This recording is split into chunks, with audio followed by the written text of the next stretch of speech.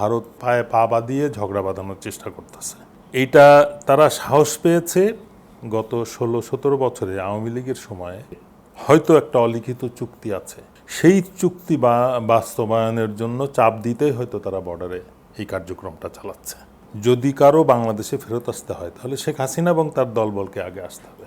একজন নিরাপত্তা বিশ্লেষক এবং সামরিক বিশেষজ্ঞ হিসাবে বাংলাদেশে যে সীমান্তবর্তী অঞ্চলে এখন খুব বেশি পুশিনের যে কার্যক্রমটা চলে আসছে, বিজিবি এবং বিএসএফ মুখোমুখি অবস্থান, গ্রামবাসীও দুই পাশের মুখোমুখি অবস্থান আছে, আসলে এটা কোন দিকে যাচ্ছে দেশের নিরাপত্তা অবস্থাটা? এখানে বিষয়টা হচ্ছে যে হ্যাঁ, একটা সমস্যা হচ্ছে যেটা ন্যাচারালি যেটা হয়, আর এই ক্ষেত্রে আমরা যেটা দেখছি এটা আর্টিফিশিয়ালি তৈরি করা এবং একতরফাভাবে এটা আমাদের প্রতিবেশী, যেটা অনেকে বলে ফ্রেন্ডলি এনিমি। আমাদের এমন একটা প্রতিবেশী আমরা পেয়েছি যারা সমস্যা সৃষ্টি করে তারপরে আমাদের উপরে চাপ সৃষ্টি করে। এই ধরনের পুশিনের সিস্টেমটা তো সম্পূর্ণ অবৈধ একটা বিষয় আন্তর্জাতিক পর্যায়ে, যেটা কোনো অবস্থাতেই কাম্য নয়। একই ক্ষেত্রে যদি আমরা রোহিঙ্গাদের বিষয়টা কল্পনা করি, বাংলাদেশ তো ইচ্ছা করলে ওদেরকে পুশব্যাক করতে পারতো যখন ঢুকছে, বাট সেটা না করে তাদেরকে থাকার জায়গা দিয়ে তাদেরকে লিস্টিং করে আন্তর্জাতিক সংস্থার মাধ্যমে তারা এখন চেষ্টা করছে, ডিপ্লোম্যাটিক্যালি চেষ্টা করা হচ্ছে। দুই দেশের মধ্যে, দুইটা স্বাধীন দেশের মধ্যে এমনই হওয়া উচিত। কিন্তু দুঃখজনক বিষয় হচ্ছে যে ভারত যাদেরকে বাংলাদেশে পাঠানোর চেষ্টা করছে তারা আসলে ভারতীয়, তারা বাংলাদেশি না। যদি বাংলাদেশি হতো তাহলে তারা ওই সকল প্রমাণের কাগজপত্র সহ বাংলাদেশ পররাষ্ট্র মন্ত্রণালয়ের মাধ্যমে তারা পাঠিয়ে তারা এটাকে অফিসিয়ালি ফেরত পাঠানোর ব্যবস্থা করতে পারত।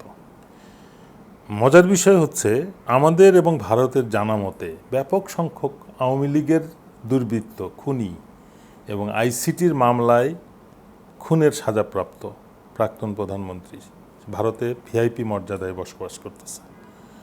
যদি কারো বাংলাদেশে ফেরত আসতে হয় তাহলে শেখ হাসিনা এবং তার দলবলকে আগে আসতে হবে।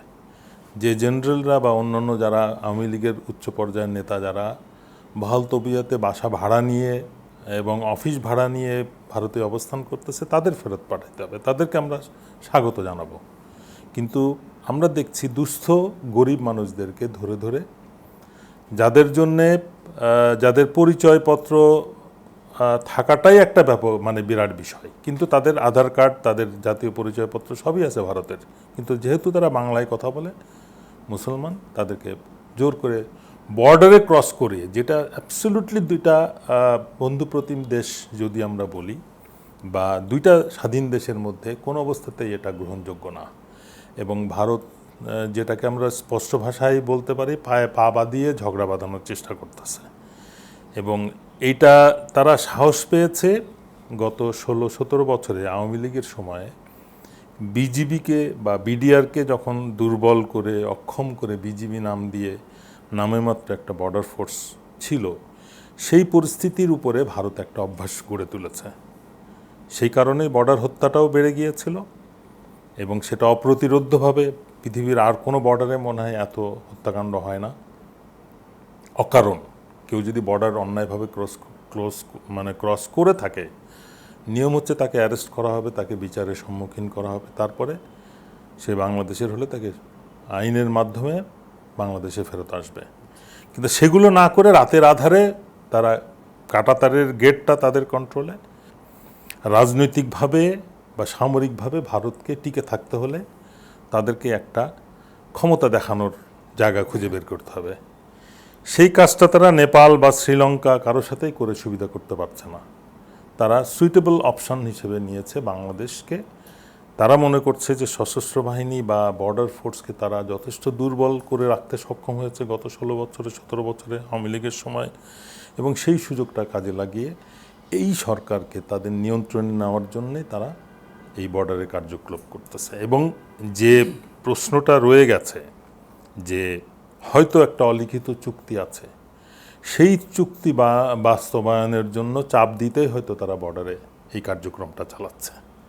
এবং বিএনপি সরকার তাদের অবস্থানটা জনগণের কাছে স্পষ্ট করতে পারবে যদি এ ব্যাপারে তারা সঠিক সিদ্ধান্ত নেয়। না হলে কিন্তু জনগণ ঠিকই জানবে যে তারা বিএনপি কি আওয়ামী লীগের ধারায় চলছে, না তারা যেটা জাতীয়তাবাদী দল যেটার নাম, সেটা সত্যিকার অর্থে বাংলাদেশের জাতীয় স্বার্থে কাজ করছে কিনা সেটা স্পষ্ট হয়ে যাবে মানুষের কাছে।